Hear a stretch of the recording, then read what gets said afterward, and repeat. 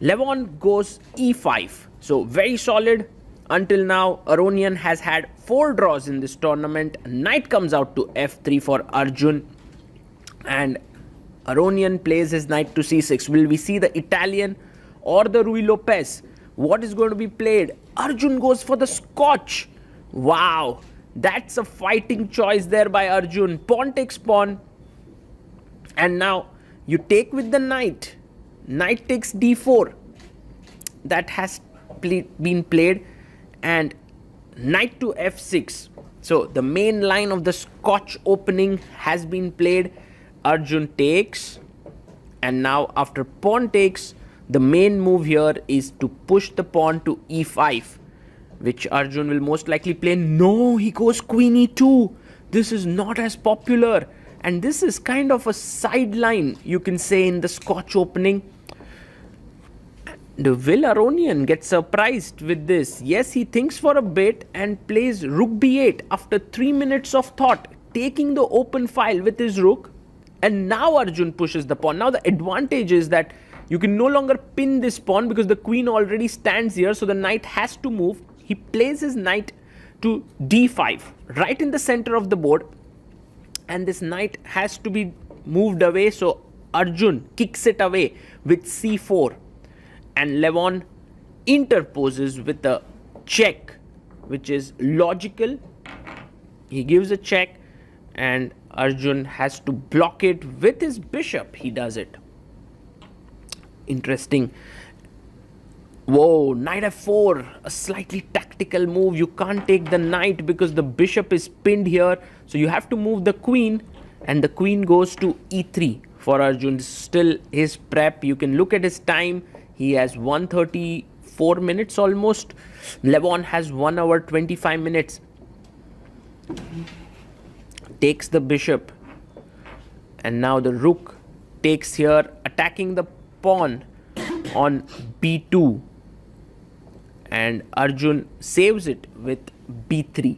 He just is solidifying his position, although it's kind of equal out of the opening.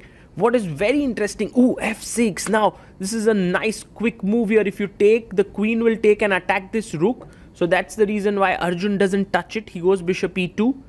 What is interesting about this position and the opening is that it leads to fresh situation, which the players haven't studied much. And I think this is exactly what Arjun needs, because he wants to go for wins in this tournament. He has to finish on the top of the table. He has to finish first if he wants to get ahead on the FIDE circuit leaderboard. Now castling happens, and here white also short castles. And pawn comes to d6. So one of the biggest imbalance in this position is the pawn structure that is there. You can see black has this clump of pawns here in the center, and also the a pawn that is there. Queen g5 played, and Arjun simply snatches the queen. Now the move queen g5 by Levon may not be the most wise decision. The reason being, any endgame should favor white. But I think what Levon has in mind is that he feels like this pawn a5, a4 would give him a lot of counterplay, which is why he needs to get rid of this knight. And once he does that, by the way, rook e1 played, then this becomes a great idea. But it's still quite a suffering for black, one must agree, because this structurally looks really good for white. So first Arjun takes the knight. Bishop takes most likely, yes, bishop takes on e4, and yes, this bishop is a little bit shaky in the center of the board, and Arjun kind of takes advantage of it with bishop h5. Now the bishop is hanging. You can push the pawn in the center of the board. Do you want to do that? He goes bishop g6. Going back with the bishop. Now Arjun can come back. That looks good. But he takes it. Whoa, he goes into pure rook endgame. Now this might not be the best decision, because this substantially lowers white's advantage. He could have kept the bishop on the board. Rook comes to e7. Now that's a nice move. It's attacking the pawn on c7. The rook comes up. and defends that pawn, and now he comes back. Very interesting move.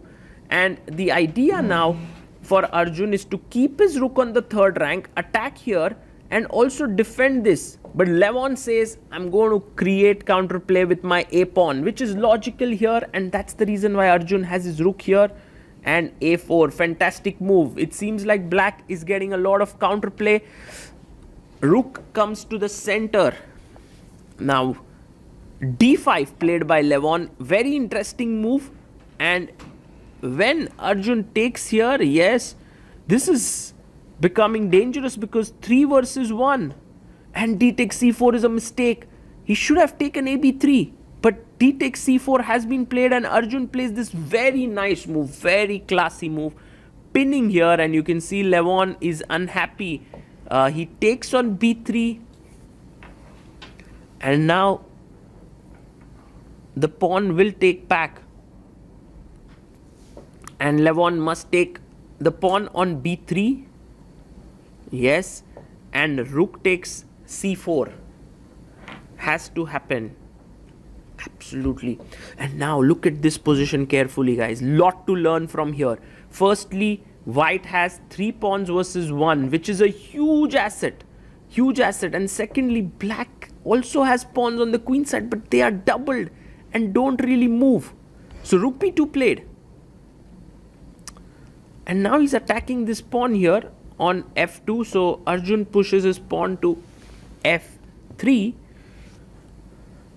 And Levon attacks now the g2 pawn. The question is, how do things stand when one pair of rooks get traded?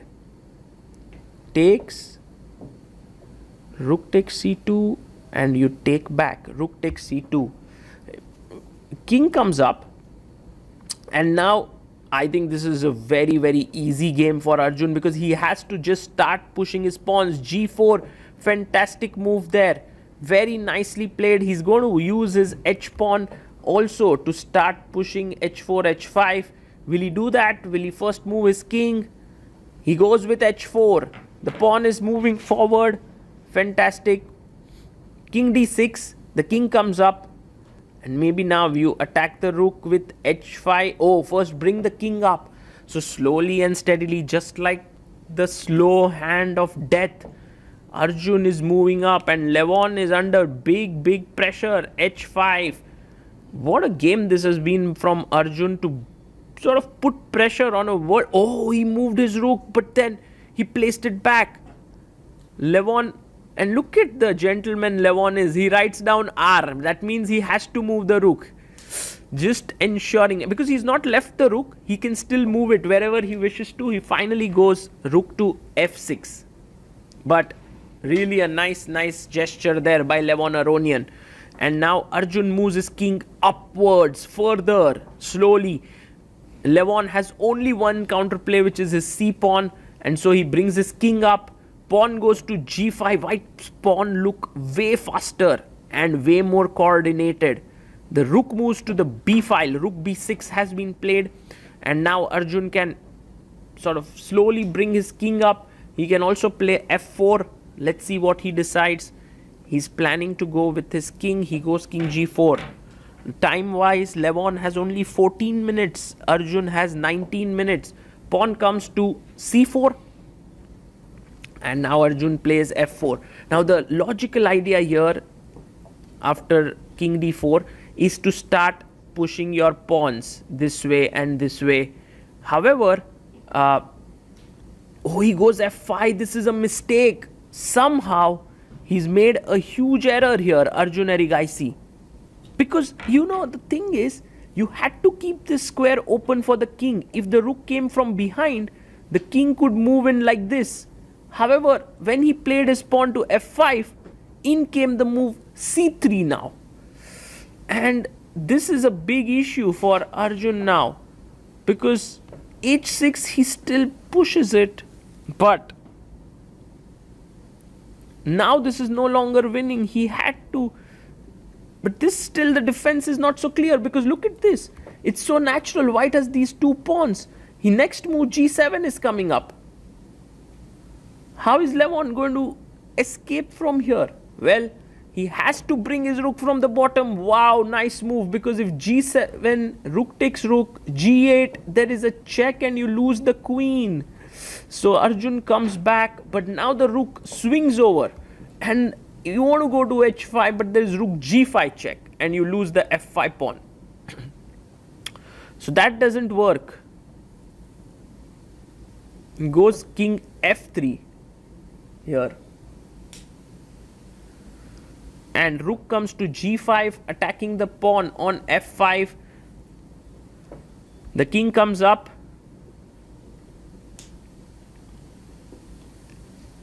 And now pawn to c5 has been played here. So Levon has placed his rook so beautifully that none of the white pawns are moving forward. And somehow magically Levon has managed to trick Arjun, it seems. Does Arjun still have some chances? He goes king e4. Maybe he's hoping that he can place his rook on f1 and push this pawn forward. Rook f1 played, still Arjun pushing in. He can have chances. The arbiter brings the new score sheet after 50 moves. So rook f1 played, and now king comes up to c3. Can Arjun now push his pawn? Yes, he pushes it. Very important. If you take here, then there is f7. So very nice move, check. Because if you go king e3, now I take it. If f7, check, and the king has to move to the f file, and then rook f6 wins for black. So king f5, check here.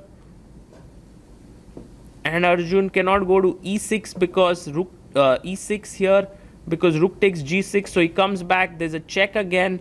And it seems like the players have to repeat. And they agree to a draw.